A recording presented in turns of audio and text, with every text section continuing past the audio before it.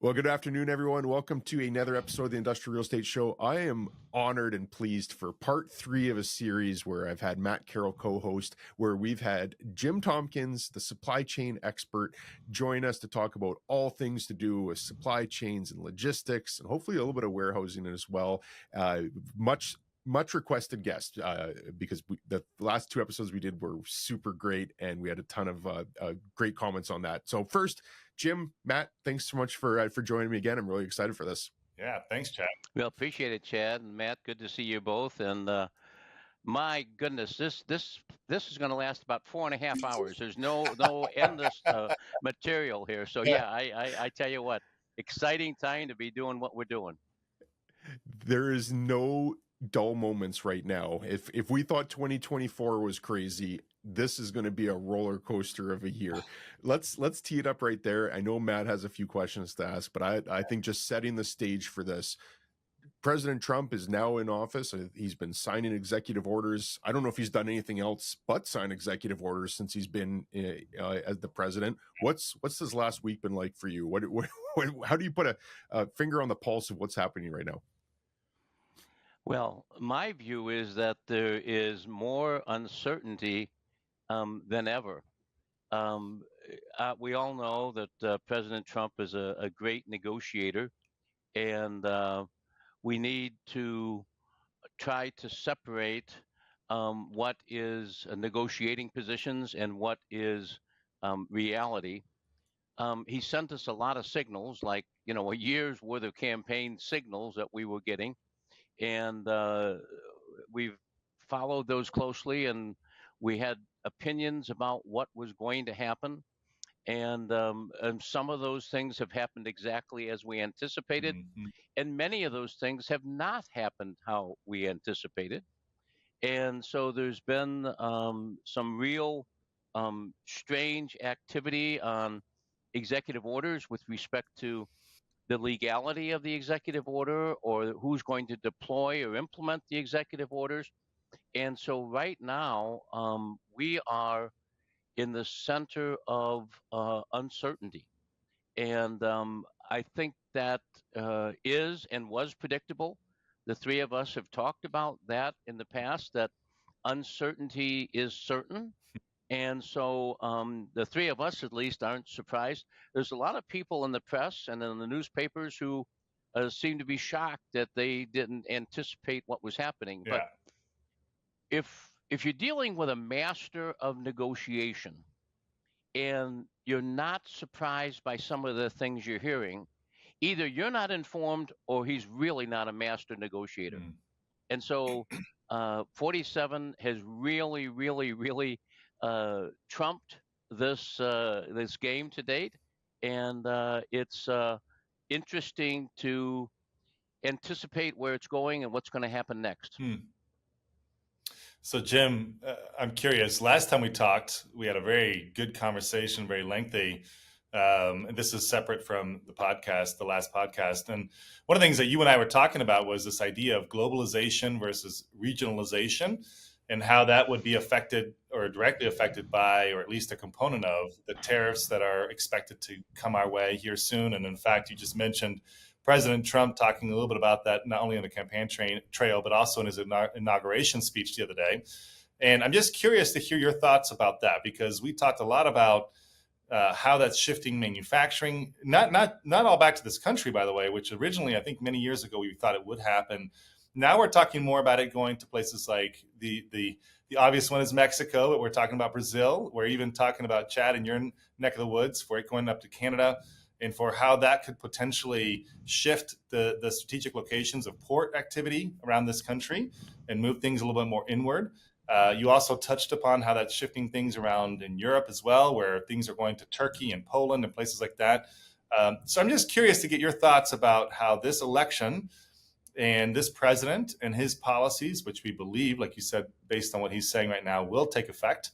How all that's going to influence what I just mentioned, but also because what we are affected by in our industry, which is industrial real estate, it's about 3PLs and logistics and supply chain, and how all these complex macroeconomic issues affect what we do. And I'm curious to get your thoughts. Well, I think it starts with what happened that we thought was going to happen, and what happened that didn't happen. And we were all, I don't know of any newspaper or any credible news source that hasn't anticipated China tariffs right up front. Um, my view were the first two issues out of the gate were going to be immigration Mhm. and China tariffs. Yeah. Immigration did come right out of the gate as number one, and China tariffs have got less certain than any time in the last 12 months. Um, it appears there is a more negotiating position in place now than there is the absolute raise of 10, 20, 25, 50, 60%, Mm. 100% tariffs on China. And it's very interesting because that is the really the beginning of the re-globalization, which then leads either to alternative sources in Asia or regionalization or bringing it back to the United States. The thing that is interesting is we hear again and again and again some very basic things which are true but not accurate. A statement that bothers me is that uh, tariffs are inflationary. Um, yes, that's true. Tariffs, if you look at tariffs, the impact is it's going to cost more money for people to buy things if the tariff is put in place and is activated and is followed and nothing else changes. It is inflationary. So that's true. Mm. However, that's kind of looking at a football game and you're trying to analyze, who's going to win this game. Is Ohio State or Notre Dame going to win the national championship? And you say, the run defense that Notre Dame has is really, really outstanding.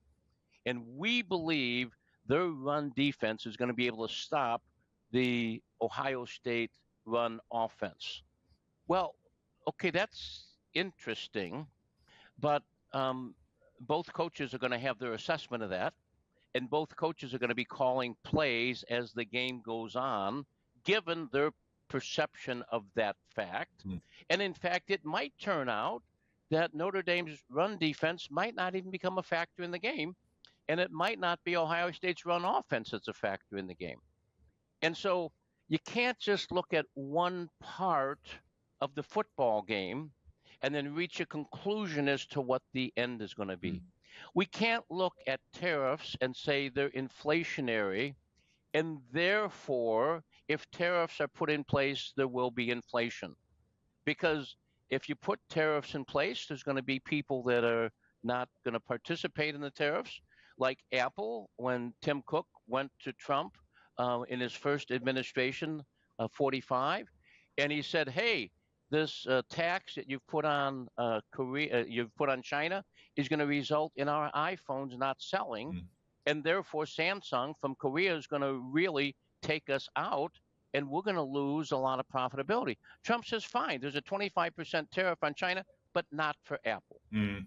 And the tariff disappeared for Apple, and it didn't become an issue. And Apple went on to have a very prosperous couple of years there because they were excluded from the tariff. Mm. Or the tariff is put in place, and people say, "Well, we're not going to source there anymore." So the tariff's in place, but we're not sourcing. Mm. Or the tariff's in place, and in fact, we are going to charge the 20%, and that 20% does get added on to the cost of the product that the customer pays. But at the same time, Trump puts in place a equivalent decrease in the cost of energy, and they put in place a decrease in taxes. And so, yes, you spent an extra $40 on buying this item that was tariff, but he gave you back $40 that you didn't have to spend on other things. So, is the tariff inflationary? Is really the question. From a perspective of just looking at tariffs, absolutely. But we can't do that. We have to look at the whole picture. And so I'm a supply chain guy. I understand transportation. I understand inventory. I understand lead times. Understand those things. I don't necessarily understand the energy impacts on all these things. But guess what? It's a big deal. And energy can substantially reduce cost of food production, clothing production, manufacturing, and so forth. So we can't just look at one aspect. What Trump has done is he has really doubled down on immigration, and he's pulled way back on when we're going to see the tariffs. The most pronounced statement, or the clearest statement we have, and it was interesting watching him when he was on the night of his inauguration. He's signing the bills in the Oval Office and the executive orders, and he's signing away and he's answering questions and signing away. And oftentimes he's signing and answering at the same time. But the question was then asked about Canada and Mexico tariffs. He stopped writing, he looked at the screen and said February 1st. Now, everything else he was saying was kind of a general comment. And so what Trump was doing, he was waiting. When are they going to ask the tariff question? Okay. And so when they asked the question, he stopped February 1st. I mean, you just watch his body language, and certainly watching President Trump's body language is an interesting study because he is a very dynamic person. But it was clear that was a question he wanted. He had been waiting for, and his answer. I mean, it was almost 1st of February. I mean, you go, whoa, you know. I mean, whoa, okay. And then there was no one asked the question about China. Those news reporters are very well informed people. Anybody who's going to talk about tariffs, the next logical question is China. No one asked it. And you go, oh my goodness, what was that about? So I don't know when we're watching theater and when we're watching reality. And so it's a real interesting time. I think it's perfectly clear the Greenland thing, the Panama thing, the discussions of the different wars going on, Israel and Ukraine, and this is all a master game that Trump has a plan, and this is a plan of negotiation.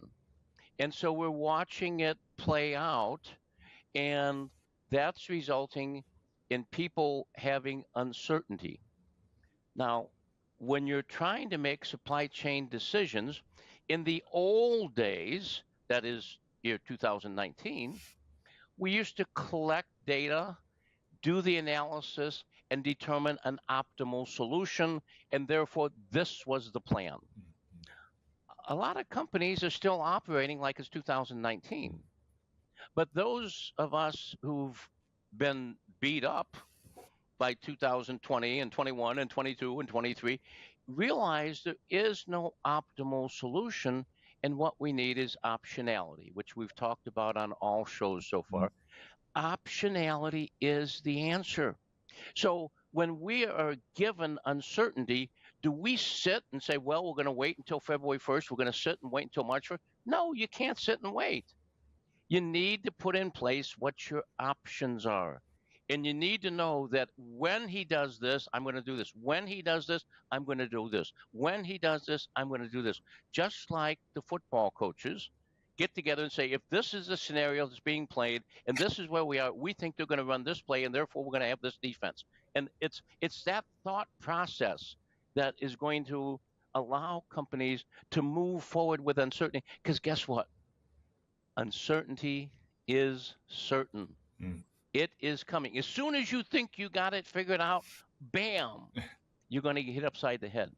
And so I think that's the real. And so what did we conclude the other day? One of the things we concluded the other day is third-party logistics is really going to do well. And people that are doing real estate and selling the 3PLs are going to have an increase in business. We saw the report on Prologis and what's going to happen, what they're planning to do with real estate. It's a huge deal, and it's going to play out because companies need to have the ability, well, we're going to locate here unless this happens, and then we're going to locate here. And so they want that optionality.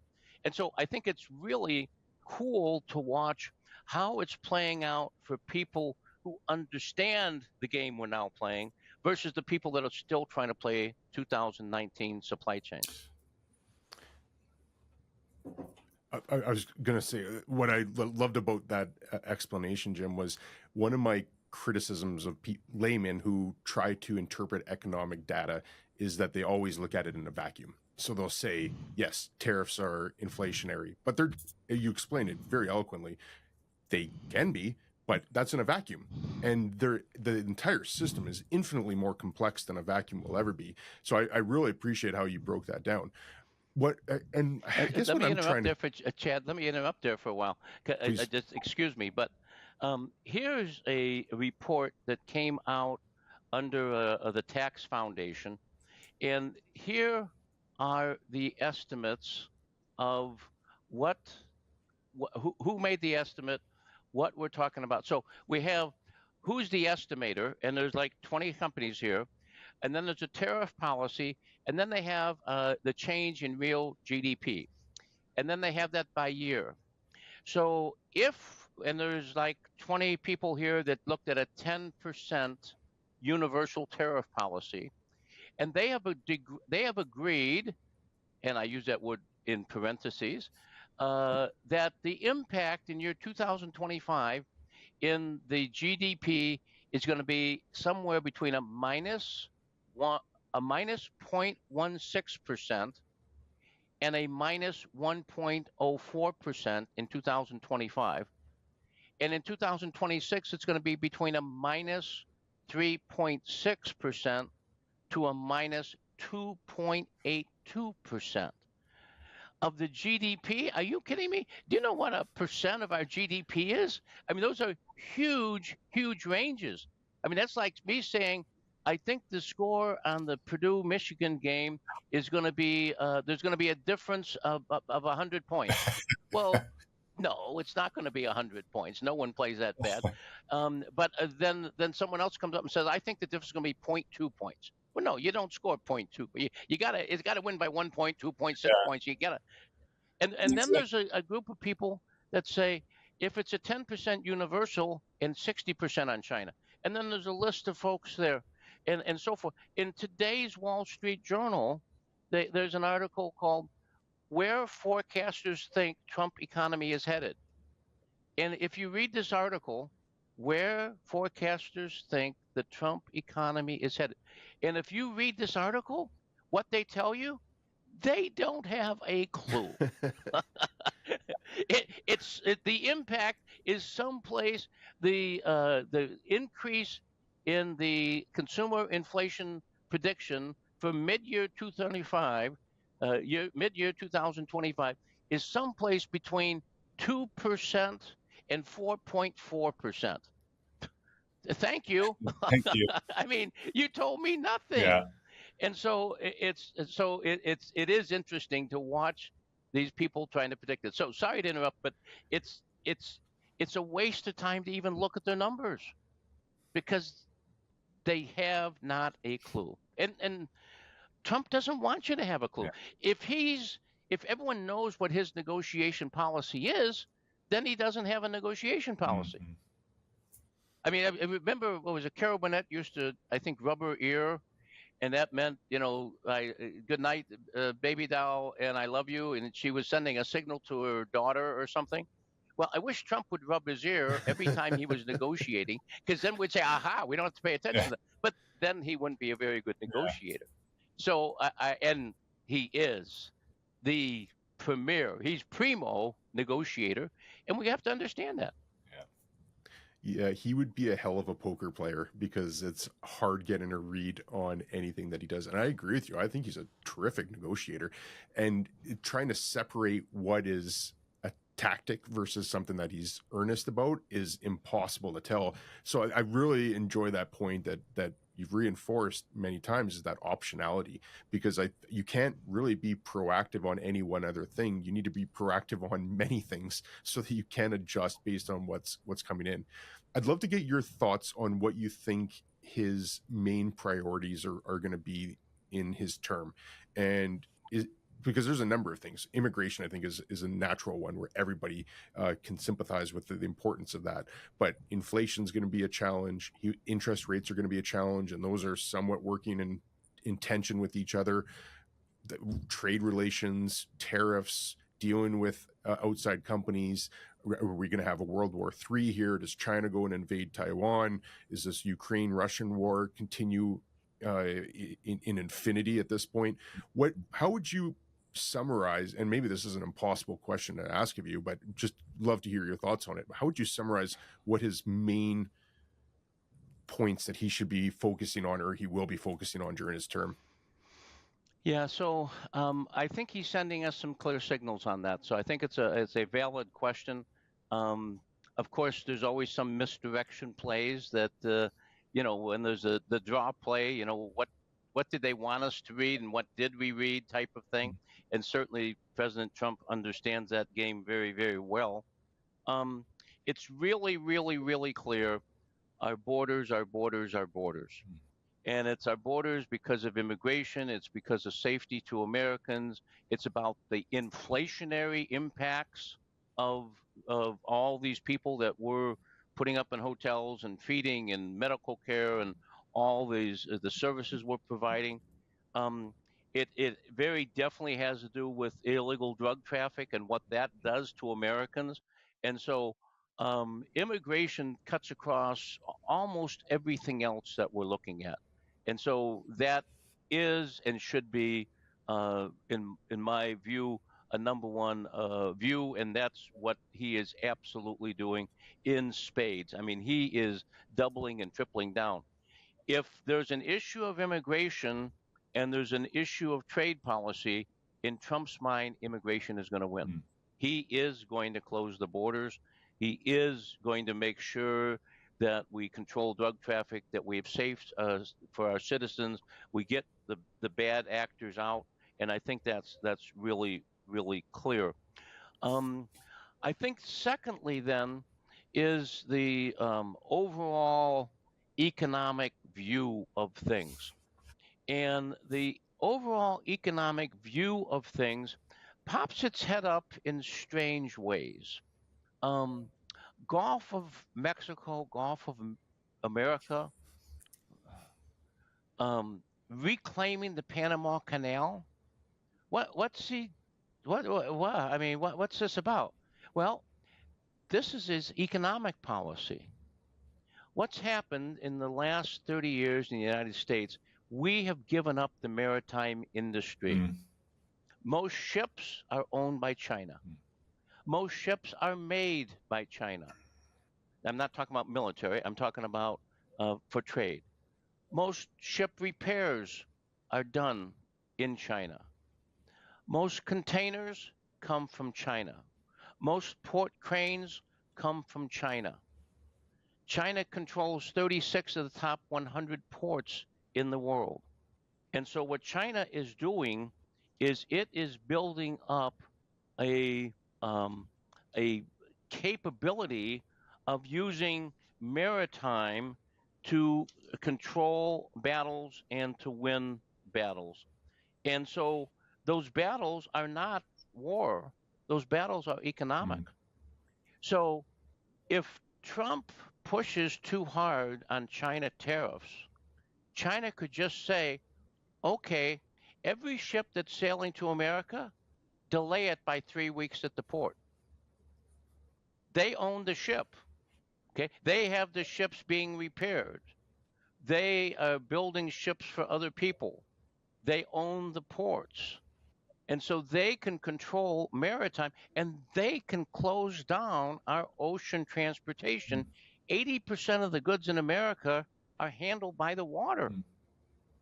So the Chinese have a huge maritime chip.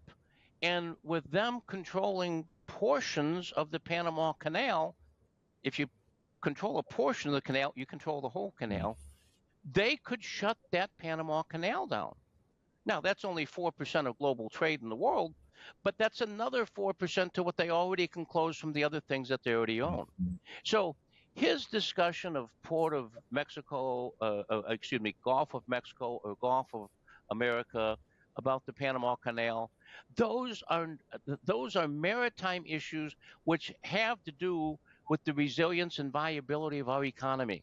Mm. And there's many people in Washington D.C. who don't understand the maritime role in the supply chain. If you shut down ocean transport, there is no economy. Mm-hmm. I mean, it would make COVID look like a bump in the road. And so the second thing that is really a priority to Trump, with full understanding, there's nothing that I know about economy that President Trump doesn't know. Believe me, he really knows this subject well, and I'm sure there's 1,000 things he understands about it that this supply chain guy doesn't. And thank goodness that he is looking at those issues and he is moving the right levers to accomplish the protection of our economy, the minimization of our inflation, and the well-being of American jobs. And so I think immigration, number one. Number two is the economy, but the economy comes at us from several different views that aren't really clear. Um, when you say it affects maritime, what what what is the impact of that to our listeners here? Well, where water meets land, that's called real estate. Okay, and he who controls the real estate has the capability to unload the ship. I mean, China's going to control if the ship comes to port. But if the ship comes to port and we don't have the real estate to make it happen, we don't have the laydown area, we don't have the activity to work the containers, we don't have the productivity on the ports, et cetera, et cetera, et cetera. It doesn't matter that the ship showed up in time. We can't get the stuff off the ship and delivered to Chicago. Mm. And so we really need to get into our minds that providing the proper real estate to the proper logistics infrastructure is critical to the well-being of the country. And so if there's going to wind up to be some rules that need to be set with respect to zoning and so forth that are going to be around water, it's going to be around the flow of goods into and out of the country. I believe that Mr. Trump knows something about real estate and he's got that more covered than I do. And we need to be responsive to that. So, Jim, I guess to piggyback off that and to a follow-up question, excuse me, when you start to talk about all that, right? Now we get back to that question of regionalization versus globalization, right? So if we are going to be more kind of protect our economy in a better way against the potential of what it means to be so dependent on China, although we always will be in some capacity. We talked a lot about last time about what that means of manufacturing shifting to other parts of the world. And even if it's just the final assembly of where that's happening and taking place. So walk us through that, because if we start to talk about what's happening across the board with maritime issues, does that push us more to Mexico, Brazil, Canada, and other parts of this hemisphere, which then make it so that the inland markets here are more important? And we talked about last time about railroads and things of that nature. But let's talk a little bit about that. What does the future look like as we also try to strategize? If I'm a CEO, there was at one point a talk about China plus one, then that kind of went away a little bit. Now we're talking about optionality instead. What does that look like as we build up the 3PL infrastructure, become more nimble as a company, but also trying to figure out what the new world order is? Well, the thing we know with certainty is that you can get into the United States from Mexico and you can get into the United States from Canada without getting involved with ships. Mhm. There's a lot of roads, a lot of rail that comes between those two countries. And so if we can get the raw materials into Canada and if we can get the raw materials into Mexico, we can then manufacture in those two locations and we can do a good job of avoiding the maritime hold on our economy. In a similar way, we are going to be energy independent. Mhm. In the same way, we're going to be food independent. And so we're going to have enough food, we're going to have enough energy. If we can get the raw materials into Mexico and into Canada or into the United States, it is going to really work well. Does it make sense for Canada to be a 51st state? Does it make sense for Mexico to become a 52nd state? Probably not. That's probably not politically something that's digestible. But does it make sense that we really work as a U.S., Mexican, Canadian uh, partnership? Absolutely. Is there anything that would result in the opposite approach where Trump would not make these people our friends, but instead would make them our enemies? Yeah, what's that? Immigration. So the good news is Mexico and Canada, you don't have to get in the water to get here. The bad news is for immigration, you don't have to get in the water to get here. You just walk across the border. And so there's some real challenges in being Mexico and Canada because we love you because you're within walking distance, but there's a real problem because you're within walking distance. And so as long as we have those borders, they have to be sacred. But should we regionalize? Absolutely. Now, when would we go to, say, Brazil as opposed to Mexico or Canada? It's when there's other costs that are relevant. There's raw materials that we can get in South America that we can't get here. And it's cheaper to ship finished product as it is to raw materials. So there's going to be some things going to make sense to do in Chile, in Peru, in Brazil. There's going to be activity that's done there. It's going to be activity that makes sense to do in the Caribbean. Labor in the Caribbean is cheaper than labor in Mexico, which is cheaper than the labor in China. There's going to be other products where the raw materials are located in Asia. And we don't want to work with China, let's say, because of the tariff and the struggles. And so in those situations, we're going to go elsewhere in Asia where the raw materials are available. And so we're going to see Malaysia, we're going to see Indonesia, we're going to see the Philippines, we're going to see Vietnam being places that we are going to do sourcing. And so the question is, how do we build that sourcing up? Interestingly, I haven't mentioned Africa. That's because I'm talking about 2025, 2026, 2027, 2028. Africa is not going to be a big play in those 4 years. By 2032 through 2035, we're going to be talking about outsourcing to Africa because they do have raw materials there. They do have a huge labor force. We're working on the energy and the transportation, that infrastructure part, which is going to take several years to get that. But Africa is a really interesting place, and companies that are really thinking out towards the future are going to start establishing relationships, establishing capabilities there, doing education there so that they have the capability to use Africa as the next factory of the world. I really like that perspective because I wouldn't even be on my radar to think of Africa as a manufacturing powerhouse, but it makes sense for all the reasons that you said. Is if there's materials there and there's an eager labor force, that stands to reason that that would be a good spot. I wanted to get your thoughts on the potential of something catastrophic happening where it's difficult to have optionality. And I don't know what that is. Is that China invading Taiwan? Is that just something that we can't even necessarily predict, the black swan type of event?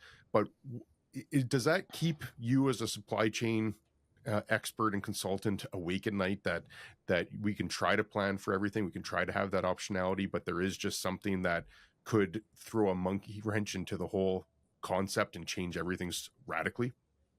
Yeah, there's a couple things out there that are really major concerns in that regard, and there's a solution for them all. One of the things that's interesting is there's more active volcanoes in the world today than there have been at any one time in the past. Why do volcanoes decide to spew forth the molten, lava? Well, it's because there's a shift in the plates. And when there's a shift in the plates, they can cause volcanoes. Then the stuff comes out that used to be underground. Well, that can then result in further shifts in the plate that can cause earthquakes.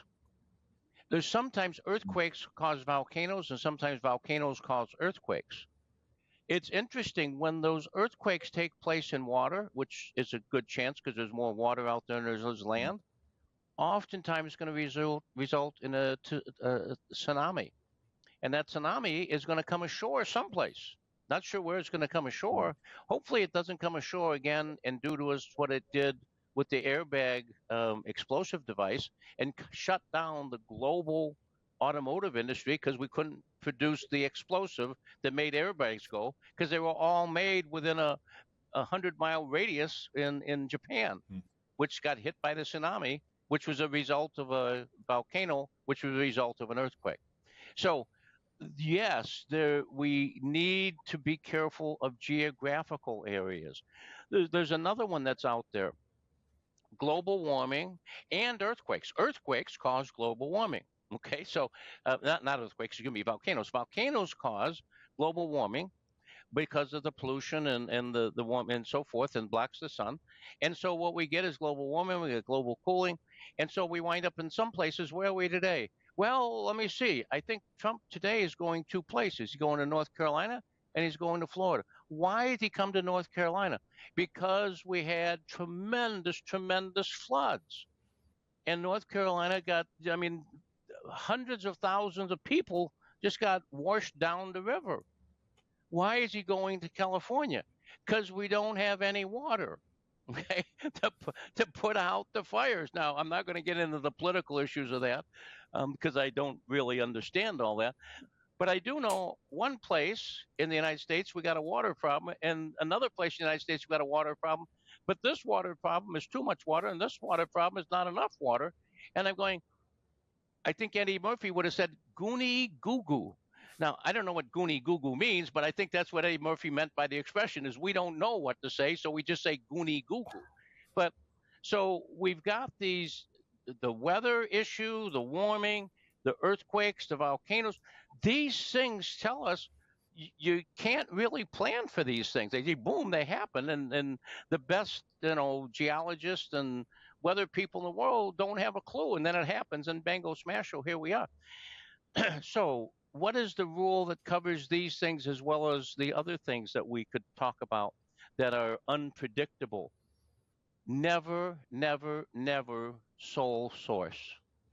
You don't sole source by a Some people say, "Oh yeah, we don't sole source anymore. We've got 2 suppliers in Vietnam." No, no, no, no. That didn't. Okay, so it's good that you didn't just do everything in one factory. So congratulations on that. But doing 2 factories that are 4 miles from each other probably isn't going to have that big impact. In fact, you need probably to learn more about the history of Vietnam, because those 2 factories, it's probably father and son. The dad owns one, the son owns the other. If they go down, if one goes down, the other goes down. So so you gotta not sole source from the same companies, but also not sole source from the same geographical sphere, because what if an earthquake takes out one place and the tsunami takes out the place across the bay? Well, you're in deep doo-doo. So what we need to do is we need to never sole source in any way. Don't buy everything from one company. Don't buy everything from one country. Don't buy everything from one geographical zone. You need to really mix it up and have multiple sources, and you need to do significant volume. Some people, yes, all of our critical items, we have at least 3 critical providers. Okay, 3 critical providers. Give me the percent breakdown. Well, this company gets 96%, this gets 2%, and that gets 2%. Yeah. The guy that's doing 96%, he goes down. You're now going to go to the guy that's doing 2% and say, "Oh, by the way, starting tomorrow, I want you to do 98%. That doesn't make sense. The guy doesn't have the real estate. He doesn't have the factories. He doesn't have the workers. He doesn't have the capital. He can't go from 2% to 9%. So you got to really, really, don't just check the box. Yes, we have multiple sources. Really have multiple sources. And if you're going to have 3 sources, if it winds up to be, 40, 30, 30, well, that's good. You now have optionality, and you have the ability to throw the switch. And guess what? Throw it. Let's take this guy who's doing 40. Let's take him down to 30. Let's take the guy doing 30. Let's take him up to 50. And then next year, let's switch it up again. Because what we need to do is have operating optionality that allows. Someone says, "Yeah, but that's going to cost you more." Yeah, it is. It's cheapest thing to do is buy them all from one company. Mm-hmm. But you have no resilience. You have no ability to perform. And these things are going to happen. They are going to happen. And so we got to be ready for them. They're going to happen more frequently in the future than they have in the past. And so we really, really, really need really to think about this in depth now and make sure we are really, really covered. Maybe That's very well said. Yeah, maybe to shift gears a little bit from the optionality and the globalization to regionalization, Jim. I'm curious to get your thoughts in terms of one of the things that affects our world in real estate quite often is interest rates. And I'm curious to get your thoughts on, the difference between, so Chad and I deal with people who are developers and interest rates affecting them, and we often talk about that. I would be curious to get your thoughts on interest rates in terms of how it affects, let's say, 3PLs, because what affects 3PLs are interest rates which affect consumers, which then directly affect the reason why people are consuming, buying or not buying. And inflation is a part of that, of course. We have talked about the idea of as interest rates went higher and remain high, that deters people from buying a new home, staying put. But what does that do for 3PL occupation? Well, less homes being purchased and built means less lighting, less appliances, less lumber, all those things which are a component of what occupies a 3PL space. And that is just an example of why, in my opinion, we've seen a contraction of space being utilized 3PL wise. And so I'm curious to get your thoughts in terms of, as we stick with this theme of what we've just seen with the election, in terms of where we are with interest rates now, where we might be headed, and how that's affecting what we do and the 3PL occupation of our spaces that we lease out, buy, sell of industrial. Yeah, so the trade policy discussion is an interesting one because the Fed is independent of the political process. Independent of that, there was an article in today's Wall Street Journal where President Trump is saying interest rates must come down. Well, he doesn't have the power to do that, although I'm not sure I'm the one that wanted to deliver that message to him. So who knows if he does or not. He legally, he doesn't have that power. But the biggest impact from my perspective of interest rates is the availability of money to do automation. So are we going to come back to the region, or are we going to come back to doing it within the United States? Oftentimes the things that brings us back to the United States is the ability to automate. And so if we can automate, which is to say minimize the labor content there, then we can really do a great job. That automation works 24/7. You don't have to pay it overtime. And so it really is viable. What's the limit on automation? It's capital, the availability of capital. So it's the same capital that is being lent to the developers to build their space that is being lent to the companies to invest in their automation. And if that money is too expensive or is not available, we're not going to do that. And therefore, we won't bring it back home. So Trump has to promise people that if you bring it back home, number one, you're going to pay very low taxes.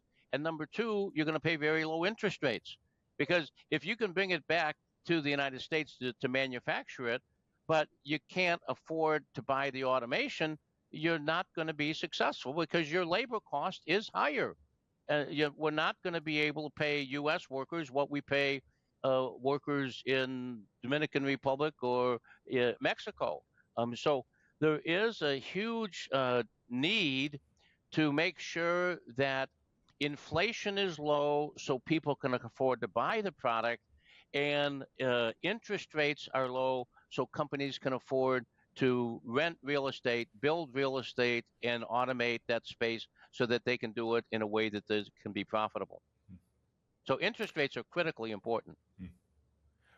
One trend that's popped up over the last couple of years relating to warehouses is that there's been a massive oversupply of big box warehouses. And there's a report that got put out by CoStar that said in 20 years that CoStar has been tracking this data, this is the longest that big box warehouses have sat vacant, with some of them being vacant for 18 months plus.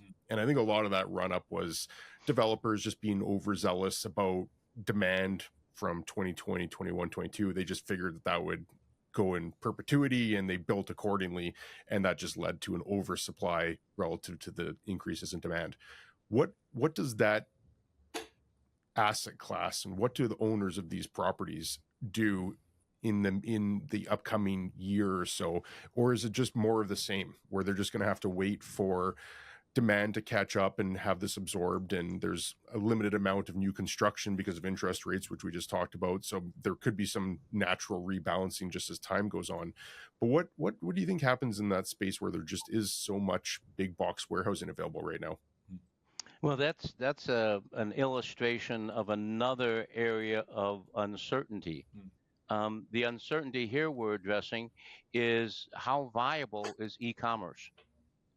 I can recall a group I spoke at in New York City in 2003, and we were at the 21 Club on the upstairs room, which is a big room. The room was full of private equity and real estate and capital people, and I was making a presentation and explaining where Alibaba and where Amazon were going and the impacts it would have on the economy. I was concerned for my life because they had positioned me on the far end of the room, and the only exit was going through the entire crowd. And I had people, I'm sure they were fine ladies and gentlemen, but they were yelling obscenities at me because I was anti-American and I didn't understand the impact of retail on the American public, and we weren't going to be having 2-day delivery. It was ridiculous. It wasn't wanted by the customers. Returns for no money is stupid. I must be an idiot, blah, blah, blah, blah, blah, blah. And there was this war going on in the room. And I thought, oh my goodness, how do I get out of here? Because these people, I've really got them upset. But I'm sorry, I'm just telling you the truth. Now, the projections I put forth in that speech in New York City in 2003 were conservative. Now, I didn't know they were conservative, but they turned out to be conservative. And in fact, Amazon and Alibaba both did considerably better starting the year after I was there. And so what happened is we had this huge e-commerce push. It was perfectly well known in the press in 2003 that e-commerce will never be more than 2% because people aren't willing to go through that. People want to go to the store. They love going to the store. Okay. My wife in 2003, she's a pretty progressive gal. She would never buy anything online. Okay. Now we've got 8 grandkids. Are you kidding me?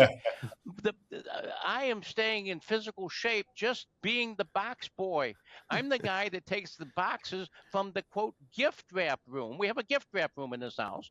We have the gift wrap room. I'm the one that takes the boxes from the gift wrap room down and puts them in the trash. And that's enough to almost keep me in shape. It's just unbelievable. The volume of e-commerce. When we had the snowstorm in North Carolina this week, the first thing my wife said to me when she came into my office, and she gets up later than I do. I was in here working early, and we could look out and we could see the snow falling. And she said, "Oh wow, I wonder if Sam's is going to deliver my order today." That was not "Good morning, sweetie." Not none of that.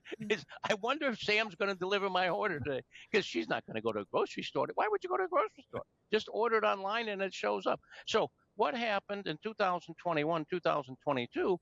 We all got shut down. And so people stopped going to the store because they didn't want to get COVID. That was a smart thing. But then all of a sudden they said, oh my goodness, the convenience of this is unbelievable. And so we know that the amount of space required for an e-commerce fulfillment is about 3 times more than the amount of space required for a delivery to store. And so if you look at the trend, you say, oh my goodness, we need this space. If we don't build it, we're going to be left out. Well, COVID ended, and when COVID ended, we got more normal rates. And so the people that were buying the big box said, oh, we only need 4 new boxes. We don't need 8. And so the guys, the developers who built the other 4 wound up with open space. And so it's a natural thing. The other thing, some people were slow in adopting as to where that space is. And so they were building it where they always built. They say, oof, I'm not going to build in New Jersey. That land costs a fortune. But man, I can get some really cheap space in West Virginia. Well, yeah, you can. Now it costs more to build because of the landscape, but so be it. You can buy land there, but then people didn't rent it because they said, no, I got to be within a day in New York City. And if I can't leave I got to leave the warehouse, drive to New York City, do my day's deliveries, and then come back and be in an 8-hour shift. You can't do that from West Virginia. It's too far away. So they didn't rent West Virginia. They rented in, New York or New Jersey or Connecticut, where it was closer. So not only did we go from buy in store to buy online, we also went from 2-day delivery to same day or 1-day delivery, and we also went from warehouses out in the middle of no places to warehouses in places where there's no land available. So there's these shifts that were taking place that resulted in that. The question is, how do we deal with that? Well, where the people live is still basically the same place. And so we know what we're going to need with more certainty now. And then what we want to do is we want to look at that with some ability to have some optionality and say, well, what if this is the percentage? What if this is the percentage? What if this is the percentage? And develop a plan for those three and then take some middle of the road plan until something changes. But it's when we find people that are really, it's going to be e-com and it's going to be same day delivery, and then they go off and build too much, and now it takes 3 years to use up that inventory. But we do use up the inventory. Just one follow-up question on that, Jim. Where do you think e-commerce is going? Are we at that stage now where it's probably just normalized growth, removed from the pandemic acceleration? It's just going to continue eroding market share from traditional retailers, but at a slower pace. Is that a fair assessment? That is what is consistent with a lot of people's beliefs. That's not consistent with mine. I believe what we're finding is the stores are doing less and less of a good job. Just read the report on Kohl's, a great retailer that's $1 billion down over the last 2 years because shifts in retail strategy. And in fact, some are saying if Kohl's didn't have Amazon returns, it would probably be in trouble because that's what's driving the traffic. And when you go to Kohl's to do your Amazon returns, and Kohl's does a great job on Amazon returns, and what they do is they give you, hey, 30% off for today. They just say thank you for coming in the store. Would you like a coffee with that 30% off? I mean, but their sales are way off, and so there you're getting, the search for the deal is very alive at Kohl's, and Sephora seem to be doing well there, but the shoppers at Kohl's are not Sephora type buyers. The baby for us thing is not working so well, so they got to dial it back. So I believe what's going to happen is retail is going to become strictly an experiential thing. So if it's the wife and I going to store as quote a date and having fun doing the shopping, then that's fine. Okay, but for me personally, that twice a year. I mean, I go to a store. Maybe I don't know why, but twice a year she talks me into it. But so I think what we're going to find is e-com is not going to slow down like some people are saying. It's going to continue, and that's going to continue the requirement for fulfillment. Fulfillment takes more space than distribution. And what we're going to find is a lot of that's going to be 3PL based. And so the real estate market is going to be good for the right location for space that can be automated. And Jim, where do you anticipate that growth happening? One thing is growth happening because of what we discussed earlier, right? Port markets, all the other. Another is what we just described, which is strategically placed 3PLs and warehouses to make sure that the e-commerce fulfillment is happening and in the time frame of what us as consumers have come to expect. I need it in a couple of hours. I don't want it to take longer than a day or two. What do you anticipate being the strategic locations in this country? Maybe land values aside, although that's a heavy component to it, but geographically, maybe, where do you anticipate that being in terms of the growth that we'll see in the future? Well, East Coast is still going to be a huge demand area. 70% of American consumers live close to the East Coast, so it's going to have a lot of activity. we're going to find the Midwest continue to be strong. Illinois is not going to do well because of their tax structure, and so we're going to find Illinois business are going to wander over into Indiana or up into possibly Minnesota to pick up some of the Northwest. We're going to find that Dallas and Atlanta are going to continue to do well. That we're going to find more building in Florida, although we've got you can't build in southern Florida with the warehouses, so the northern Florida is going to find a lot of activity that's going to be strong. And then we got Phoenix, Salt Lake, and Reno. They're going to continue to grow. Vegas is going to continue to grow. For two reasons. Number one, it's close to a lot of people, and number two, it's outside of California. Then the last part would be the Northwest, and there's going to be continued growth up there. So the growth is going to be more or less a continuation of what we've had. Maybe the one slowdown area is California because of the number of people leaving the state. But I think you're going to find that anything going on in Texas, anything going on in Georgia, up the East Coast, over Ohio, Indiana, Minneapolis is going to do well. It's going to depend some on how quickly the consumer picks up with same day. I think same day is probably going to stay about the same percentage it is now, and 2-day is going to still continue to be kind of the norm.